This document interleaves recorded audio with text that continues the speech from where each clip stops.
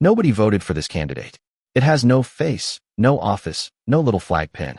But before breakfast, it has already picked your first political argument. You open your phone. A tiny podium rises out of the screen. A blank candidate steps up. It does not say, "Here is my policy." It says, "Look at this thing you will hate for 9 minutes." That sounds stupid, which is exactly why it works.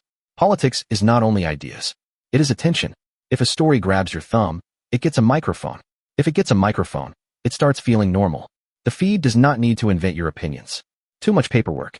It only makes one opinion easier to reach, the angry one, or the scared one, or the smug one where everyone else is an idiot.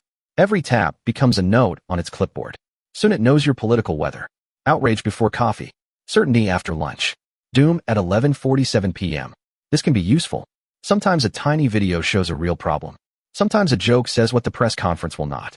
The danger starts when the feed stops showing politics and starts training the feeling of politics. Everything becomes urgent. Everyone becomes suspicious.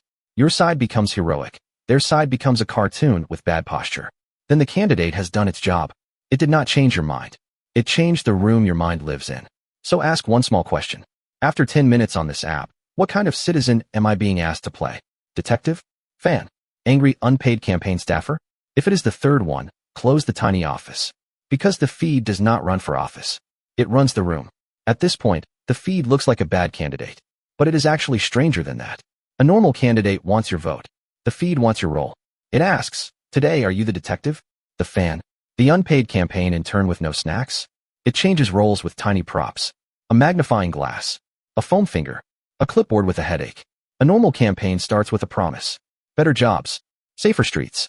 Cleaner water. The feed starts with a mood. It puts a little weather machine in your pocket. One story says, "Be furious." One story says, "Be afraid." One story says, "Be certain" before you have finished the headline. Notice the trick.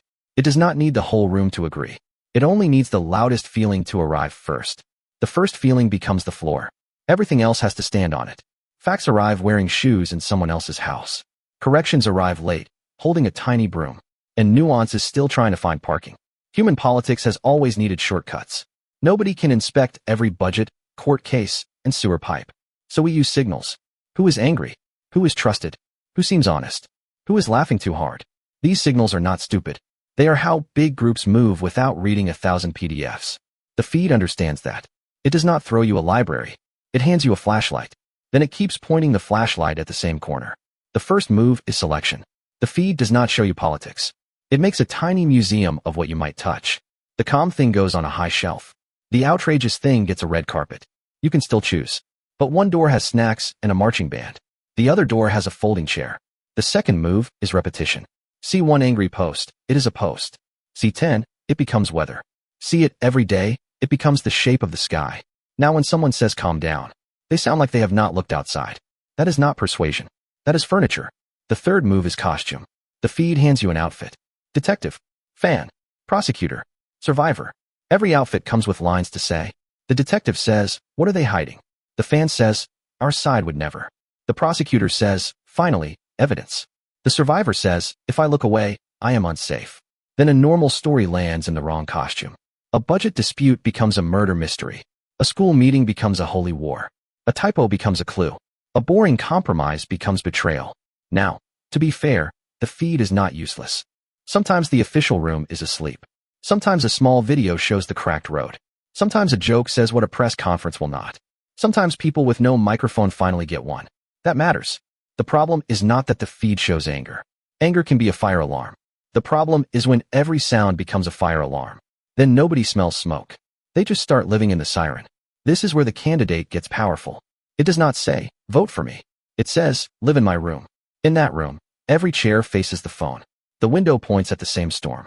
The clock only has emergency hours. The door opens into another argument. After a while, stepping outside feels suspicious.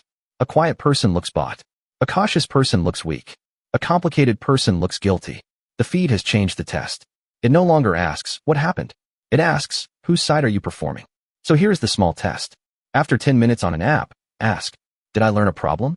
Or did I receive a job? Did the story give me more exits? Or only one enemy? Did it make disagreement legible? Or did it turn disagreement into contamination? If the answer is job, enemy, contamination, close the tiny campaign office. Not forever, just long enough to remember the room has windows. Because your feed does not have to win an election. It only has to become the place where elections feel real. And the weirdest part is, it can lose your vote and still run the room.